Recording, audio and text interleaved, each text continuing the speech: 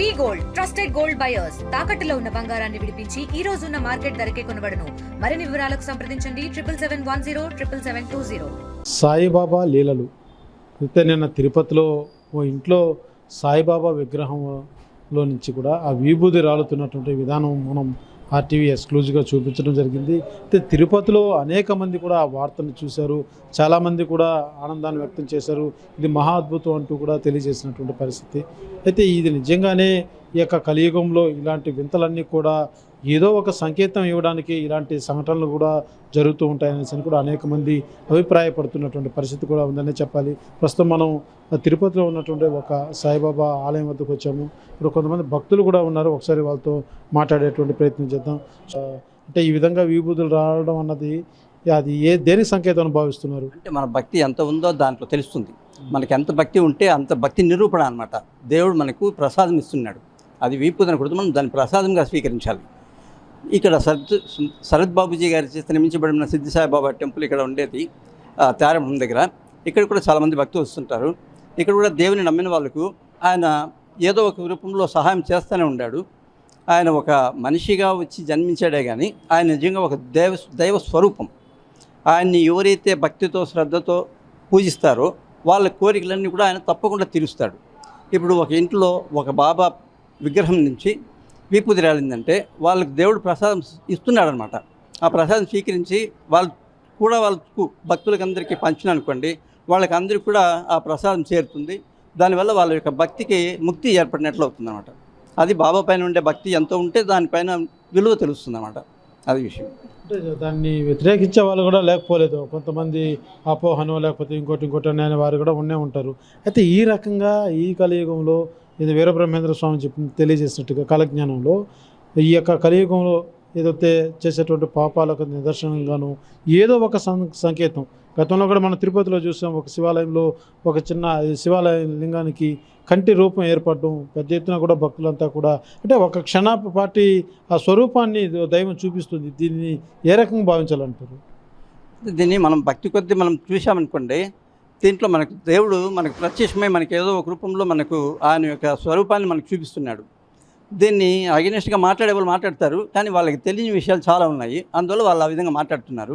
ఇప్పుడు ఇక్కడ ఒక ఇంట్లో సిద్ధి సాయిబాబా విగ్రహం నుంచి విభూతి రాలింది అంటే అది ఆయన వాళ్ళని పావనం చేసినట్లు లెక్క.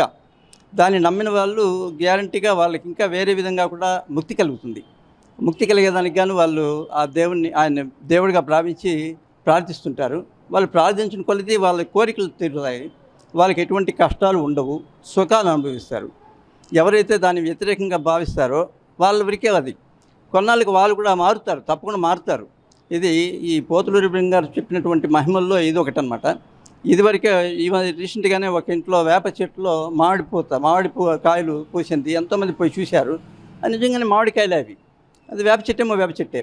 ఇదంతా కూడా పోతులూరి గారు ఒకప్పుడు రాసిన విషయాలే ఇవన్నీ ఇప్పుడు జరుగుతుంది. కలియుగంలో ఏమేమి జరుగుతుందనేది ఆయన ఆల్రెడీ కాలజ్ఞానం రాశాడు. దాని ప్రకారం ఒకటిగా జరుగుతూనే ఉంది. అందులో ఇదొక భాగము. దీన్ని భక్తి కొద్దీ మనం చూసామంటే మనం పావనులు అవుతాం. దీన్ని భక్తి కాకుండా మనము వ్యతిరేకంగా చూసామనుకోండి, దానివల్ల మనకి ఎటువంటి లోపము జరగదు.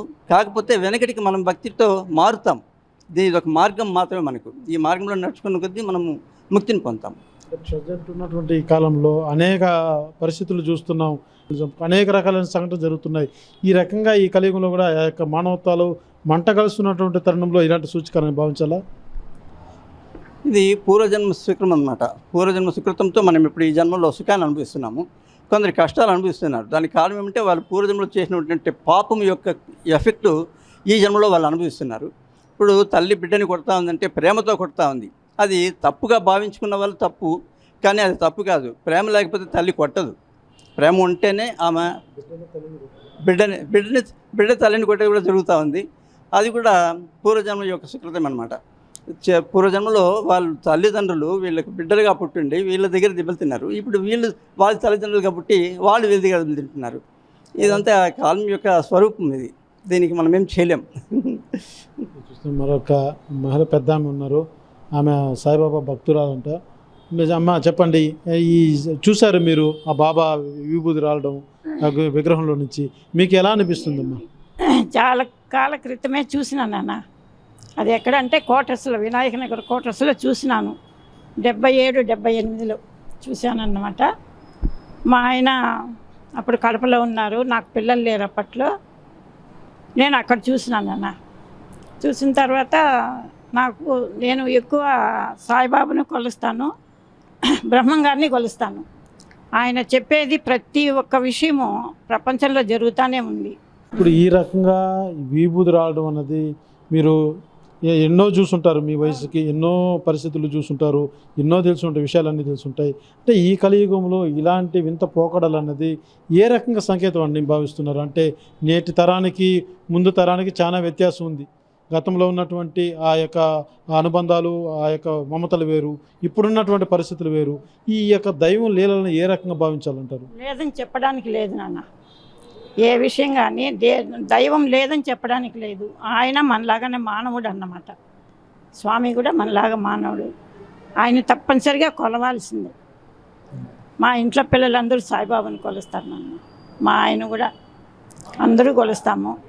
కానీ నేను ఆరోగ్యంగా ఉండాలంటే సాయిబాబా భక్తురాలని కాబట్టి ఆరోగ్యంగా ఉండాలి.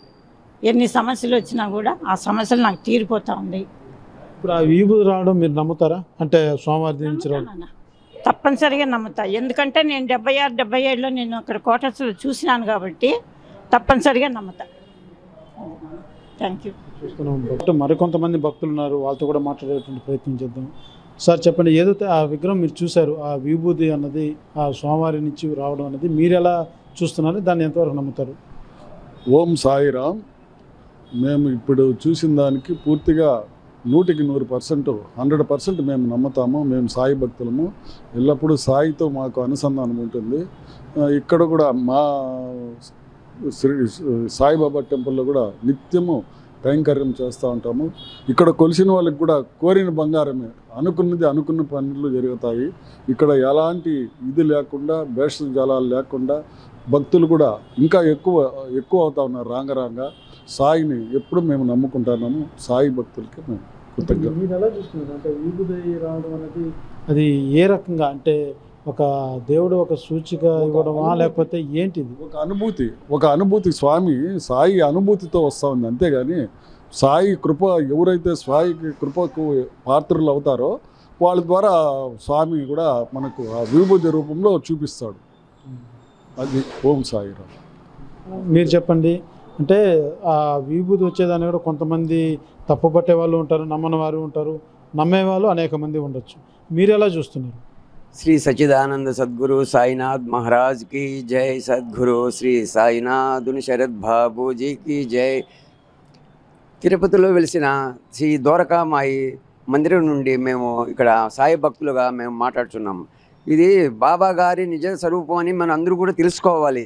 ఇది నమ్మాలి, నమ్మి తీరాల్సిందే. ఎందుకంటే బాబా భక్తులుగా ఉండి మేము కూడా బాబా భక్తులమే.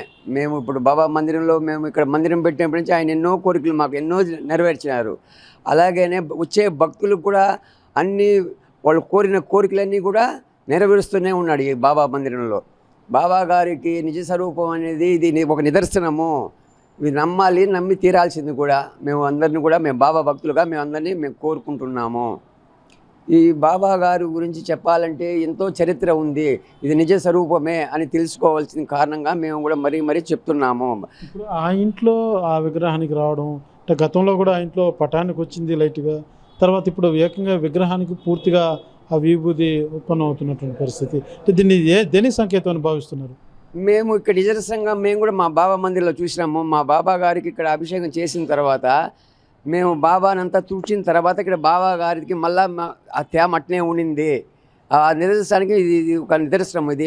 ఎందుకంటే అలా జరిగింది కాబట్టి ఇది కూడా ఇది బాబా భక్తులుగా మేము ఆయన అనుగ్రహం పొందాలని అందరినీ మేము కోరుకుంటున్నాము. ఈ లీలల వల్ల ప్రజలు జాగ్రత్తగా బతకాలనే సంకేతం అంటారా? తప్పకుండా అండి. ఇది బాబా గారి నిదర్శనము. ఆయన లీలలు ఎన్నో ఉన్నాయి. ఆ లీలలు ఎంతోమంది కూడా తెలుసుకొని ఉంటారు, కొంతమంది తెలుసుకోకుండా పోతున్నారు. ఇది నిదర్శనం. ఎందుకంటే మీరు నమ్మితే నమ్మండి, నమ్మకపోతే పోండి. బాబా గారి అనుగ్రహం పూర్తిగా అందరి మీద ఉండాలనేసి మరీ మేము కోరుకుంటూ ప్రార్థిస్తున్నాం. చూస్తున్నాం, భక్తులంతా కూడా నమ్మిన వారికి నమ్మినంత ఉంటుందే తప్ప నమ్మని వారిని మనం ఏం చేయలేం. నువ్వు మనసారా నమ్మితే దైవం కనిపిస్తుంది, అనుమానంతో కొలిస్తే దైవం కనబడుతుందన్న విధానంతో ఉంటుంది దైవ చింతన అన్నది కానీ మన నమ్మకాలు అన్నది కానీ. ప్రతిదీ కూడా నమ్మకంతో చూడడం వేరు, నమ్మకంతో కొలిచేటువంటి విధానం వేరు, ఊహతో కొలిచేది వేరు, లేకపోతే దాన్ని మరో మార్గంలో చూడడం వేరు. అయితే ఖచ్చితంగా ఈ యొక్క సాయిబాబా విగ్రహం నుంచి విభూతి రావడం అన్నది మాత్రం నిజంగా ఇది ఒక పునర్జన్మ సుకృతంలాగా ఆ కుటుంబం కూడా భావించాలి.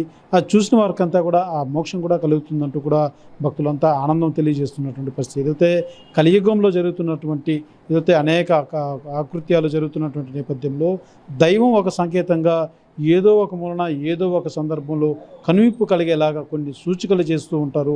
అలాంటి సూచికే ఇలాంటి సంఘటనల నిదర్శనం అంటూ కూడా భక్తులతో తెలియజేస్తున్నటువంటి పరిస్థితి. కెమెరా పర్సన్ కోటితో సురేష్, RTV, తిరుపతి. తెలుగులో ఫాస్టెస్ట్ న్యూస్ ఇప్పుడు కొత్త అవతారంలో 5 సెకండ్లోనే పూర్తి వార్తా సమాచారం మీ చేతిలో. సోషల్ మీడియా ట్రెండ్స్ మీ కళ్ళ ముందుకే live TV and voice search options తో ఇప్పుడే డౌన్లోడ్ చేయండి. యాప్ లింక్ డిస్క్రిప్షన్లో ఉంది.